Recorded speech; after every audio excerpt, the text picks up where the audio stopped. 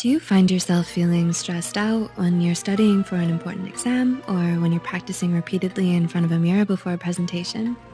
It's perfectly normal to feel stressed out or anxious every now and then. Unfortunately, for some of us, our anxiety can get so out of hand that we feel this way constantly. That chronic feeling of anxiousness and fear is the marking of an anxiety disorder. Before we begin, we'd like to make a short disclaimer. Please don't use this video to self-diagnose. If you can relate to most of the signs, we do advise you to go to a qualified mental health professional for proper diagnosis. With that being said, Psych2Go presents to you the 7 types of anxiety disorders. 1. Generalized anxiety disorder, also known as GAD. It's the most common among anxiety disorders to be diagnosed. People with GAD suffer from intense and persistent worry. A GAD sufferer can worry or feel anxious about a number of events, ranging from school or work to their family life at home. This anxiety is associated with at least 3 of these symptoms: restlessness, fatigue, difficulty concentrating, irritability, muscle tension, insomnia, or difficulty falling asleep. People with GAD often can't explain their anxiety using specific fears, like those with more specific anxiety disorders can. This is because their anxiety stems from various stimuli. Those who suffer from GAD can find relief in a number of treatment options, ranging from mindfulness meditation and brisk exercise to cognitive behavioral therapies and medications. 2. Separation anxiety disorder. This type of anxiety is more common in children than adults. For many, the mere thought of separation causes a high amount of stress. People with separation anxiety worry that something unexpected could separate them from their attachment figure, or that their attachment figure will abandon them. And this anxiety presents as nightmares of being alone and a persistent refusal to leave their attachment figure. Kids with separation anxiety may be clingy and insist on sleeping with their parents at night. Children often grow out of separation anxiety disorder, but if it persists for 6 months or longer, they should be provided help. Adult sufferers might also find benefit from the available therapies. 3.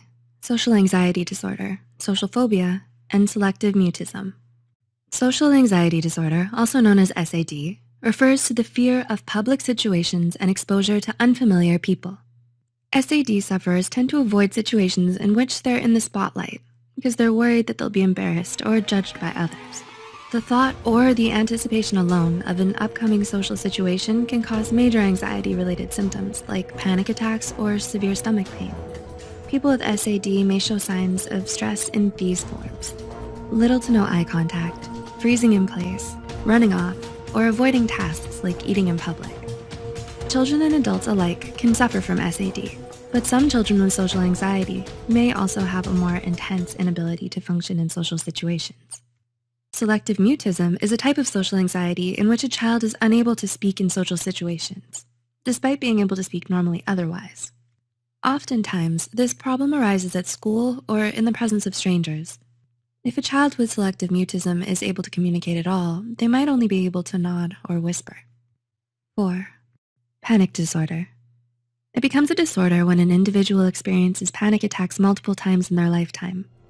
Panic attacks are intense bursts of fear followed by a range of physical symptoms. These include at least 4 of the following: cold sweats, muscle stiffness or trembling, hyperventilation, which is fast, shallow breathing, lightheadedness, numbness, or the fear of death and/or insanity. The fear afterward of another panic attack sometimes actually provokes more panic attacks. More often than not, panic attacks are had in combination with other anxiety disorders. Therapy, along with medications, can help in handling panic disorder. 5. Agoraphobia. Does your local train station seem intimidating? Do you feel faint in a crowded place? Agoraphobia is the fear of public places. Anxiety arises because they deem them as too open or dangerous. It's triggered by fears like becoming a victim of crime or of contracting a disease or illness. Its sufferers coop themselves up in their homes where they're comfortable and familiar with their environment. Agoraphobes often become overdependent on other people to compensate for their inability to cope in public. Agoraphobia can develop at any age and can be extremely debilitating. Exposure therapy works effectively against agoraphobia in conjunction with medication. 6.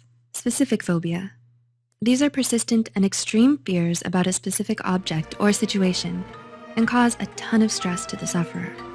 Phobias can be environmental, like acrophobia, the fear of heights, and they can be animal-based or even situational, like taphophobia, the fear of being buried alive.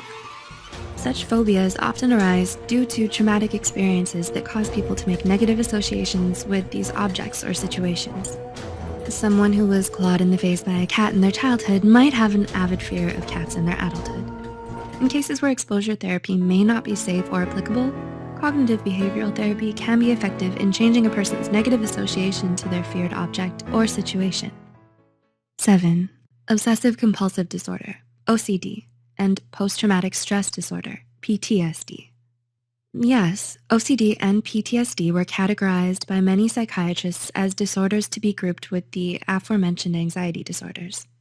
Recently, there have been new findings about these disorders that deem them both unique enough to be in categories of their own.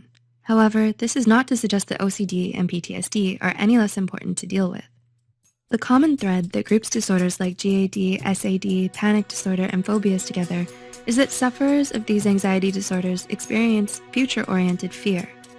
OCD differs in that though there is anxiety felt in the sufferer's obsession, they are able to find temporary relief in their ritualistic compulsions.